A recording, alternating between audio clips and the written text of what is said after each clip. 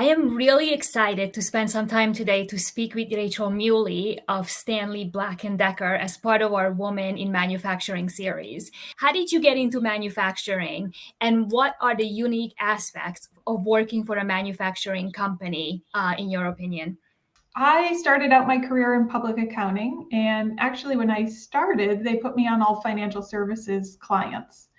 And I quickly realized that that just wasn't what I wanted to do. I really liked the manufacturing environment. I liked being in a plant. I liked seeing the product being made. And that really helped me to understand better how things operated and how, from an accounting perspective, things were being accounted.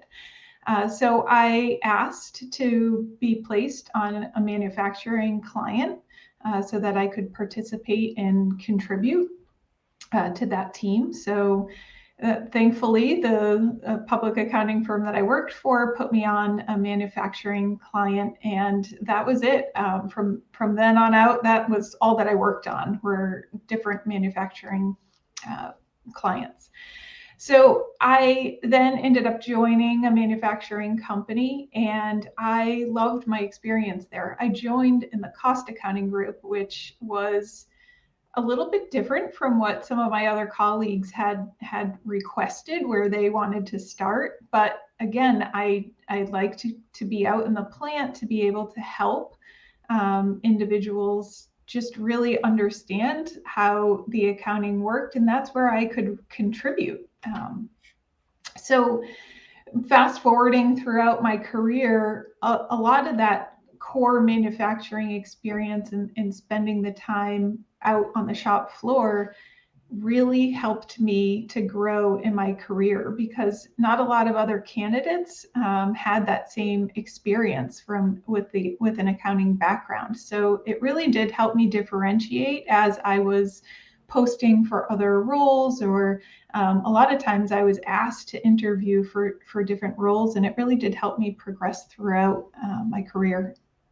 How do you see future opportunities for women in manufacturing? Do you see that there is going to be an uptick, women entering not only the administrative side of manufacturing companies, but also the operations and working in the warehouse and on the floor, essentially?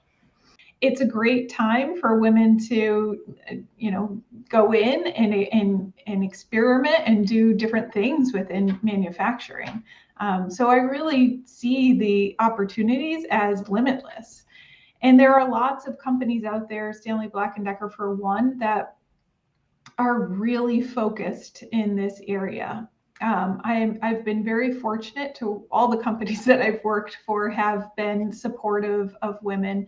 But at Stanley Black& Decker, it really is ingrained in the way that we do things. It starts with the tone at the top. We have 4 of our 12 board members are females, and they participate. So our CEO has done listening sessions where they've brought women together, including some of our board members, to just talk about different challenges, especially through the pandemic, just to hear what women are going through, because it has been hard on women to balance, your home life and kids homeschooling along with work.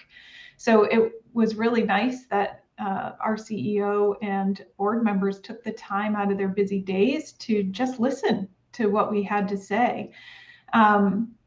We also have numerous other opportunities for women to participate in DE&I activities. We have employee resource groups, and one that just focuses on women. And it has been truly helpful to just hear what other women are going through and how they're dealing with things and addressing things in their career. So again, I've been very fortunate.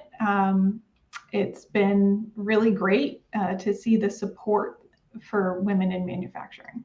What would be your advice for women in manufacturing or the ones that are looking to enter this industry? Have mentors and sponsors. I'm a huge proponent for that. I mentor a lot of different women and different individuals, but I also have a lot of mentors. And I a mentor to me is someone that will help you when you have questions or give you advice or give you honest feedback.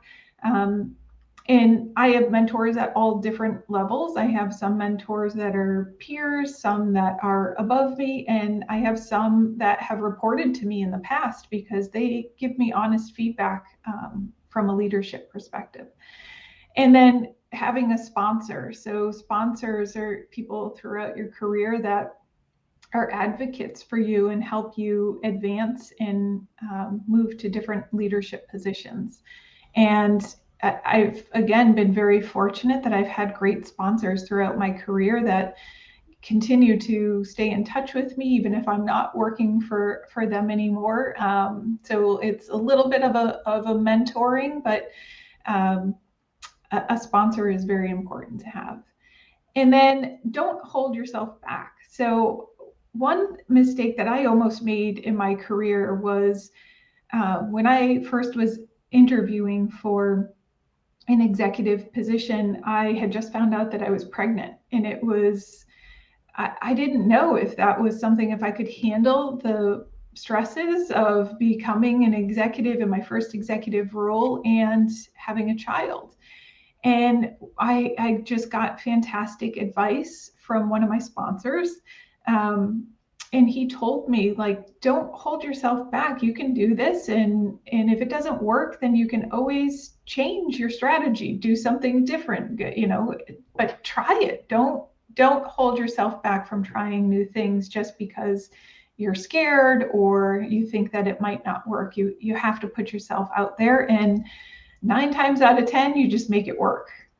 Rachel, if people have any questions following our conversation, where can they find you?